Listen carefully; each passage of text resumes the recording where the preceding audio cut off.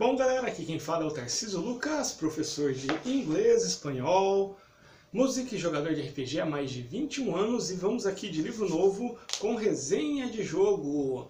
Dessa vez, como vocês podem ver aqui embaixo, um jogo das antigas, década de 90, um jogo bem difícil de encontrar, e eu hesitei muito em fazer essa resenha por conta do material, galera. Olha só, deixa eu mostrar para vocês aqui.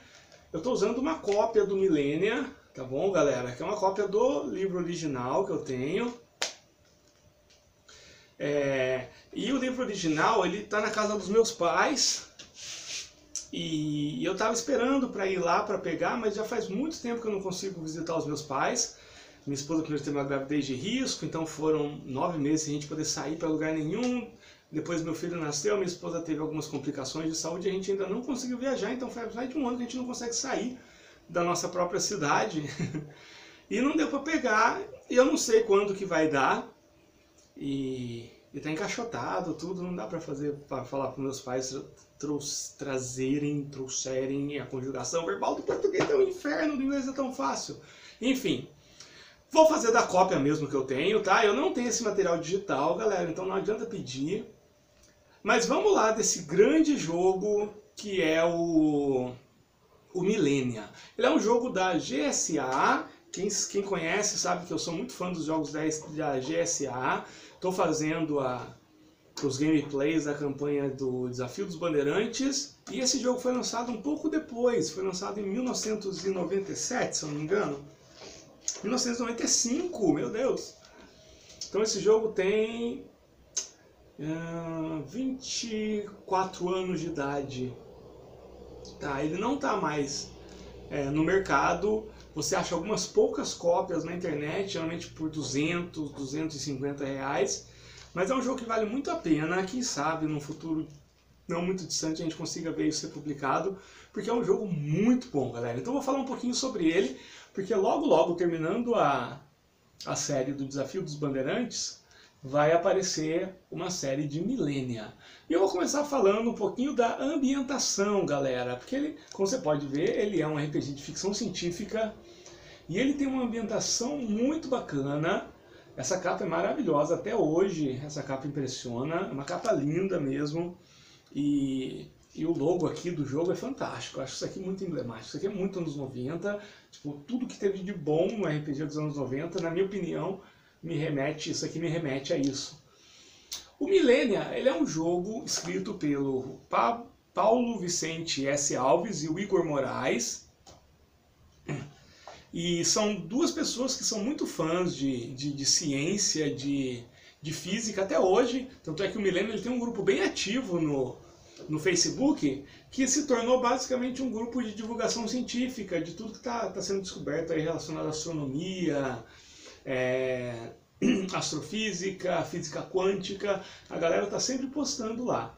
E desde essa época a galera já tinha muito interesse, porque é um livro que toda a construção do cenário é baseado no que se sabia sobre o espaço, sobre a nossa galáxia naquele momento. Então, até hoje tem informações aqui nesse livro de 24 anos atrás que são bem atuais, bem pertinentes.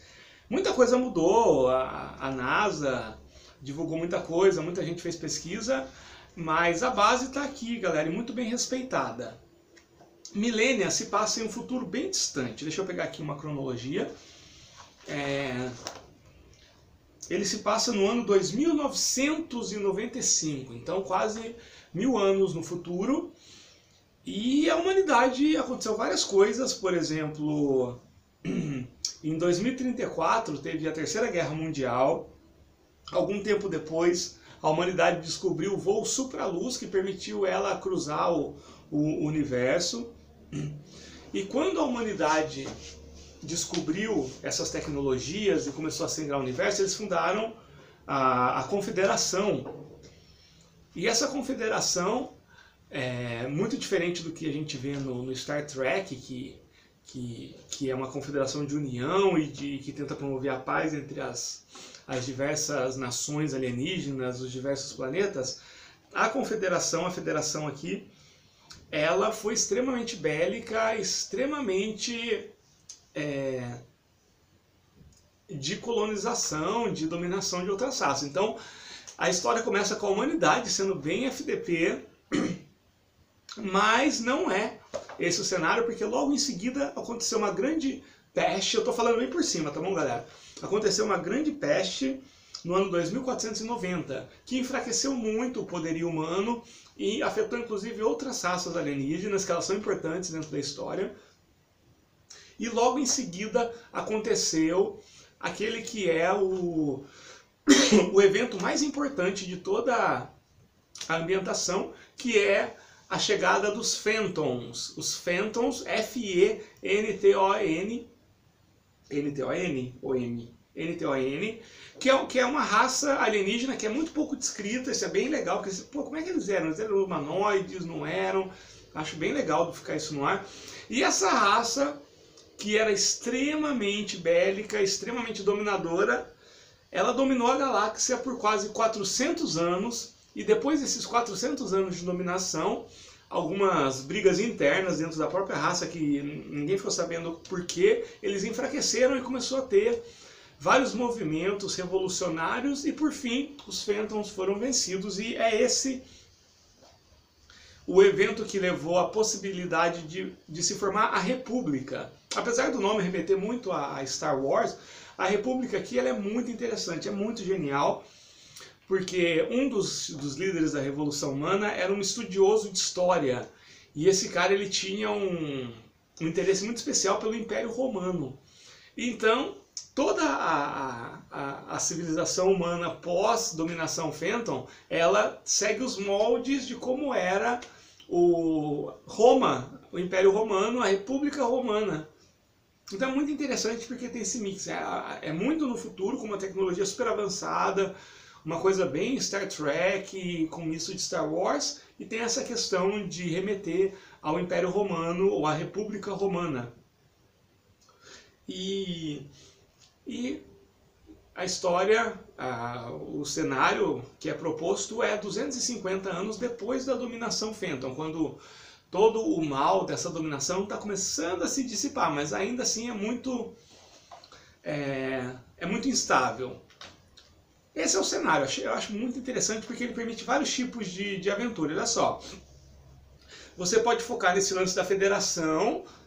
É claro que é uma federação hiper mega bélica dominadora, mas nada impede de você criar uma cúpula dentro dessa federação que estivesse mais interessada na paz, no convívio, e ter um lance meio Star Trek. Aí você passaria a ambientar a sua história em um determinado trecho dessa cronologia antes do proposto. Você pode pegar o lance da dominação Phantom e criar histórias mais heróicas, estilo Star Wars. Ou você pode pegar essa fase presente da República Romana e criar umas aventuras meio pulp, meio... tudo você permite, né? Uma coisa meio anacrônica. Você pode ter umas bigas, umas naves em formato de biga, as roupas podem remeter ao Império Romano, então dá para fazer umas coisas muito bacanas, muito diferenciadas nisso. Eu gosto demais. A descrição da República é muito legal.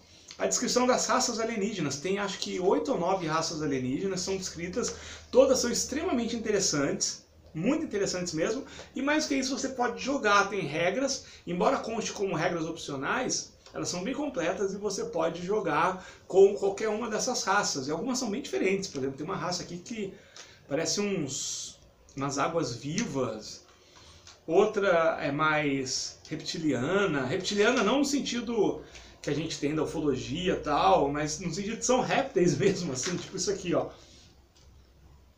Muito bacana, que são os Vorgans.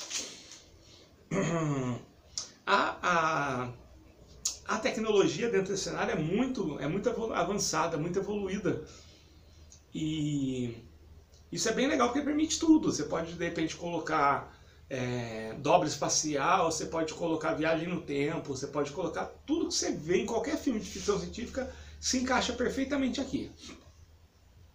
Tem uma parte aqui de galactografia, que é descrito como funciona as divisões, como funcionam os setores, que é totalmente baseado na forma como era classificado as galáxias, os planetas, os sistemas de verdade dentro da astronomia da época 1995.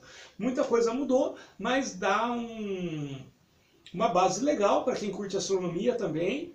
E é legal você ver como é classificado hoje, depois de tudo que já foi feito, essa evolução, acompanhar essa evolução do estudo científico relacionado às galáxias, especialmente a nossa, é muito bacana.